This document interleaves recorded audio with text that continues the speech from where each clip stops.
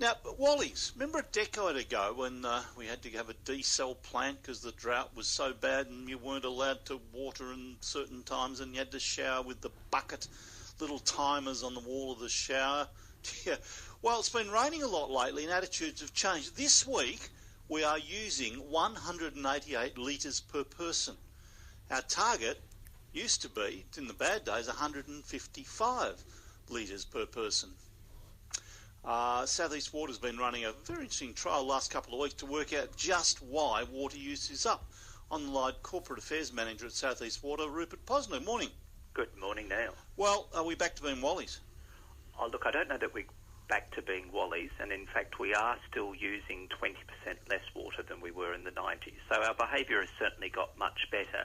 But one of the things we decided to do, and it follows on very much from the conversation I had with you last year about when people's bills went up much higher. Oh, yeah, they summer. thought they were being charged wrongly, yeah. That's right, and so it made us think about, well, let's do some work with some customers and put some data loggers, which is pretty old technology, on water meters to send us some information so that we can see what's going on and work with the customers to try and understand behaviour. So what did you establish? Well, what we found out is that people are using much more water over summer in their garden, and we're actually finding that there's a few interesting habits as well. So we know we're all supposed to water in the cool of the day, so in the morning or in the evening when evaporation rates are much lower. But we actually found that a third of people are actually watering in the hottest part of the day, which is certainly not the most efficient way. So what we've seen is that, I know, it's kind of surprising. And none of this is about telling people what to do. What we're trying to do is empower people so that they've got better information and they can look to change their behaviours, because some of these habits can have a big impact on your water bill. So we talked about it last year, but if you have a hose running for 45 minutes a day, that can add a couple of $100 to an average bill. So you mentioned outdoor watering, and I assume that's increased since the start of summer?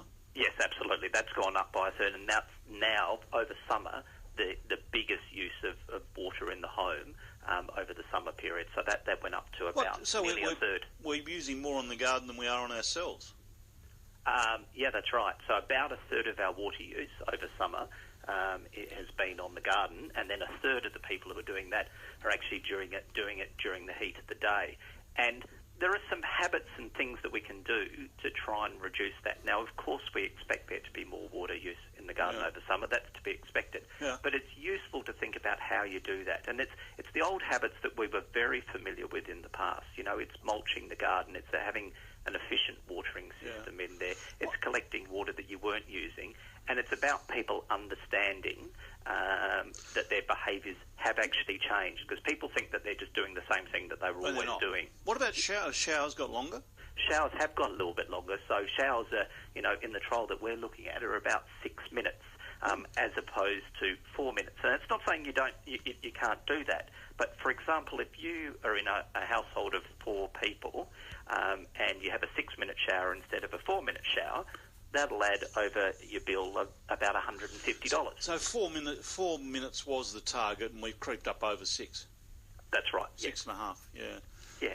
All right. So what do you do? Do you need a campaign to force it down? Not force it, to encourage it down again? Well, the government, and we're supporting the Target 155 campaign, and that's to encourage. Does it still exist? Yeah, Target 155 is around again, and you'll find information on your water bill that'll show you how much you've used, so you can compare it with that.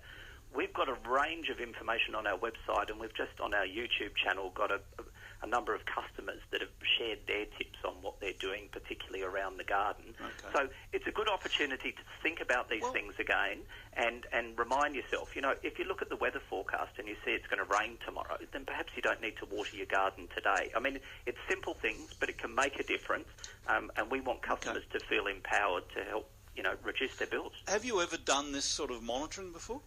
This particular trial we haven't done. So what we've done is, even though data loggers are kind of old technology, we've teamed up with a university that's got this algorithm that can then take that information and break it down to the different appliances that are being used. Gee, that's interesting. Well, it's worth...